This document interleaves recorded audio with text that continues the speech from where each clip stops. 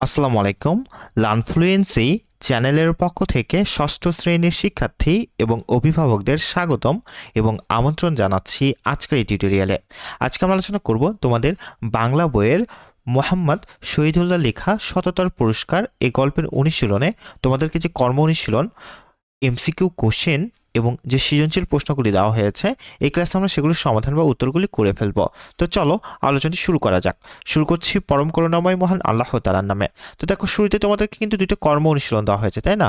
আমরা কর্ম অনুশীলনের উত্তরগুলি দেখে নিয়ে যথাক্রমে বহু নির্বাচনী প্রশ্ন এবং সৃজনশীল প্রশ্ন উত্তরগুলিও দেখে ফেলবো। তো দেখো, 1 নম্বর কর্ম অনুশীলনে তোমাদেরকে বলা হচ্ছে তোমার কোন বন্ধু উপকারের প্রতিদান দিয়েছে এমন একটি ঘটনা লেখো। তো এমন একটি ঘটনা আমরা তোমাদেরকে কিন্তু খুব সুন্দর করে গুছিয়ে একটি ঘটনা এখানে লিখে দিয়েছি, যা লিখলে তোমরা একদম সুন্দর মার্ক উঠাইতে পারবা।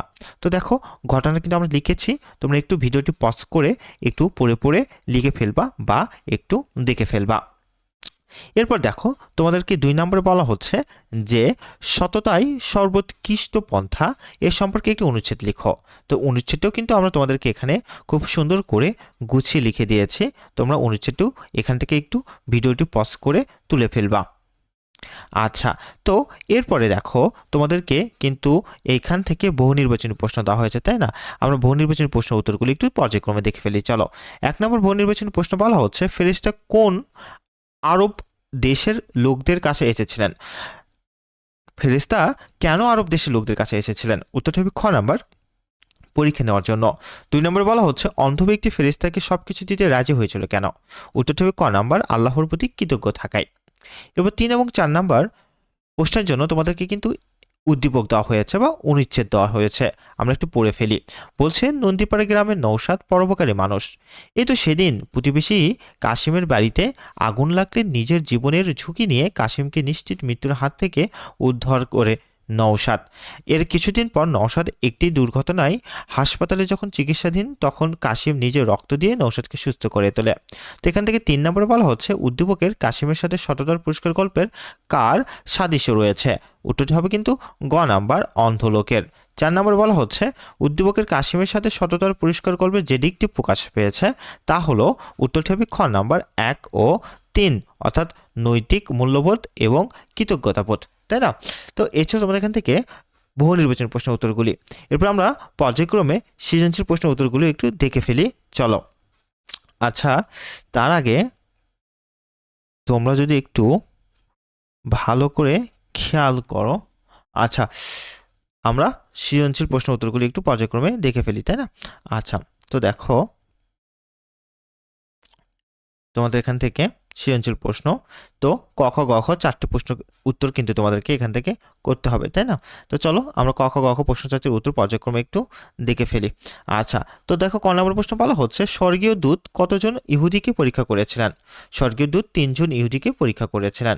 খ নম্বরে বলা হচ্ছে স্বর্গীয় দূত মানুষের ছদ্মবেশ ধারণ করেছিল কেন? উত্তরটি দেখো, ফেরেশতা হলেন আল্লাহর দূত, তারা নূরের তৈরি।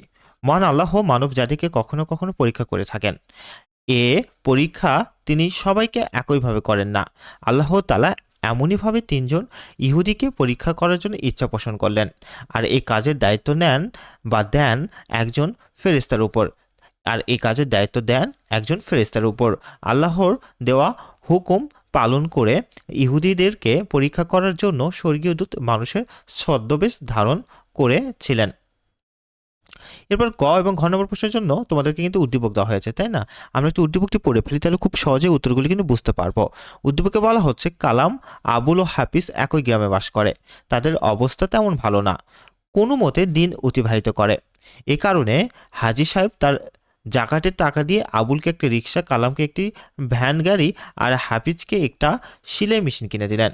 তিনি বললেন, তোমরা পরিশ্রম করে খাও আর তোমাদের সাধ্যমতো গরিব মানুষের উপকার করো। কিছুদিন পর হাজী সাহেব তাদের পরীক্ষা করার জন্য এক ভিক্ষুককে পাঠালেন তাদের কাছে সাহায্য চাইতে।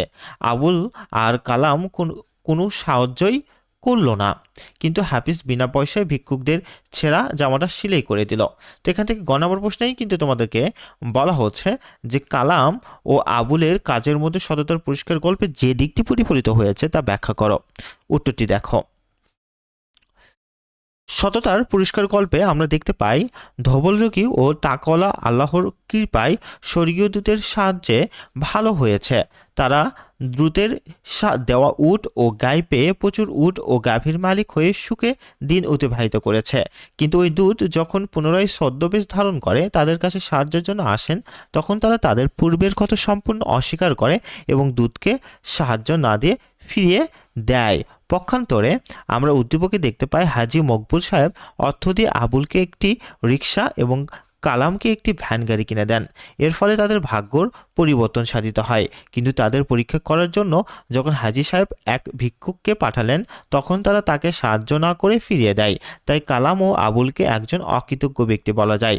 আর উদ্দীপকে গল্পের এই অকৃতজ্ঞ দিকটি ফুটিফলিত হয়েছে। আল্লাহ মানুষকে পরীক্ষা করেন এবং সৎ লোককে যথাযথ পুরস্কার দেন। এবার ঘ নম্বর প্রশ্ন বলা হচ্ছে, হাফিজের কাজের মধ্যে সততার পুরস্কার গল্পের মূল শিক্ষা নিহিত, কথাটি বিশ্লেষণ করো। উত্তরটি দেখো। সততা ও নৈতিক মূল্যবোধের পরিচয় তুলে ধরে সততার পুরস্কার গল্পের মূল শিক্ষা, যা উদ্দীপকের হাফিজ চরিত্রের মাঝে সার্থকভাবে ফুটে উঠেছে। সততার পুরস্কার গল্পে সততা ও নৈতিক মূল্যবোধের গুরুত্ব তুলে ধরা হয়েছে, যা গল্পের অন্ধ ব্যক্তির আচরণে প্রকাশ পেয়েছে। আর তাই বিদেশি বিপদগ্রস্ত লোকটিকে যথা সাহায্যার্থে সে পছন্দমতো জিনিস নিয়ে যাওয়ার আন্তরিক অনুরোধ করেছে। উদ্দীপকে হাফিজ দরিদ্র অবস্থা থেকে মুক্তি পেয়েছে। হাজী সাহেবের দেওয়া সেলাই মেশিন হাফিজের অবস্থা বদলে দিয়েছে। এই জন্য সে সবসময় আল্লাহর নিকট কৃতজ্ঞ থেকেছে।